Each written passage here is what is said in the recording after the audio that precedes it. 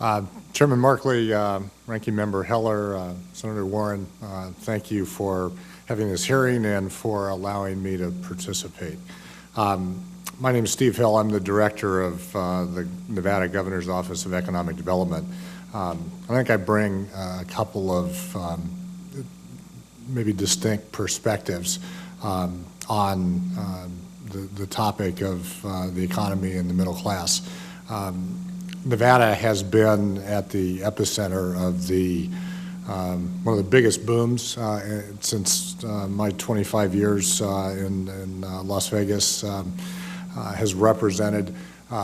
The first 20 years were some of the biggest growth the U.S. has ever seen. And the last 4 or 5 years have really been the epicenter of the housing crisis. And it is the industry that I was in before taking this job about 18 months ago. I started a concrete company in 1987. 19 of the first 20 years I was in that business, we led the nation in job growth and population growth.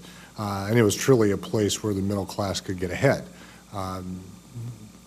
Largely because there was so much work, so much competition for employment, that it was a great place for my employees and for the middle class throughout Nevada.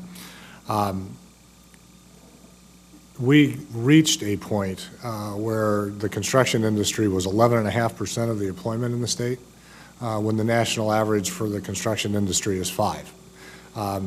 One of the lessons that we've learned, and I hope we exercise as we move forward, is that doing things that are unsustainable cause a lot of pain once the unsustainability goes away. Our construction employment is now back to about 4.5% of our employment in the state, and is likely to stay roughly in that neighborhood moving forward. Approximately 100,000 construction workers lost their job, so they were hit with a 1-2 punch of a housing crisis, the value of their homes dropping while they were losing their jobs.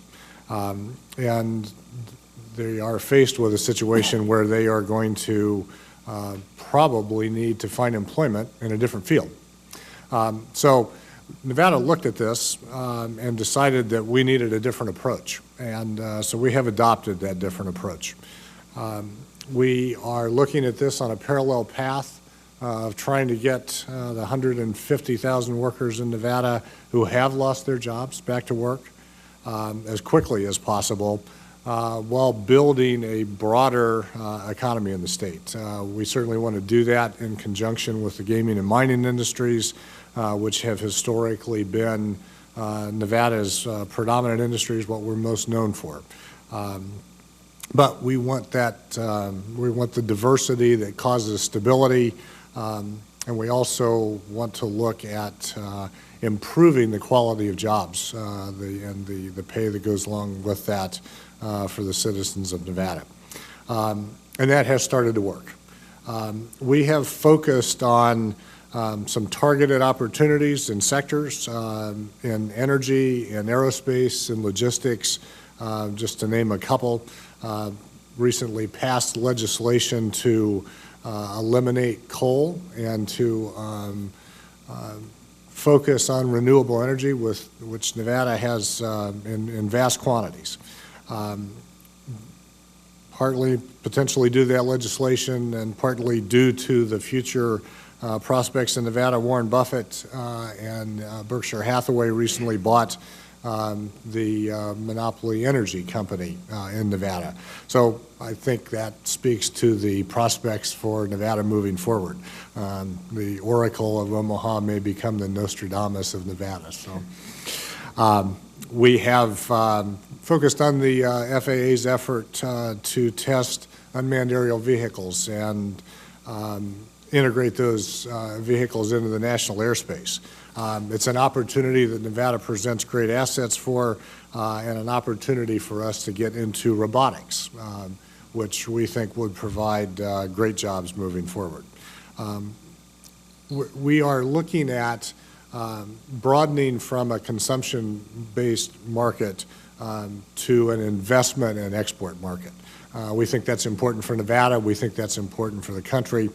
So that involves advanced manufacturing, research, and a commitment to research. We just funded during our last legislative session what we call the Knowledge Fund, which ties our economic development effort to the university system to commercialize research and innovation.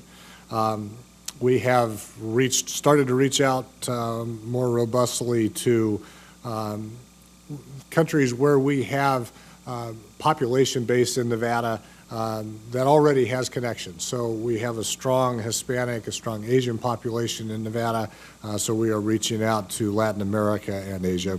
And I will just end by saying that workforce development is a big part of our economic development effort and a big part of mobility in the middle class, so we will continue to focus on that as well. But thank you for allowing me the time today. Thank you very much, Mr.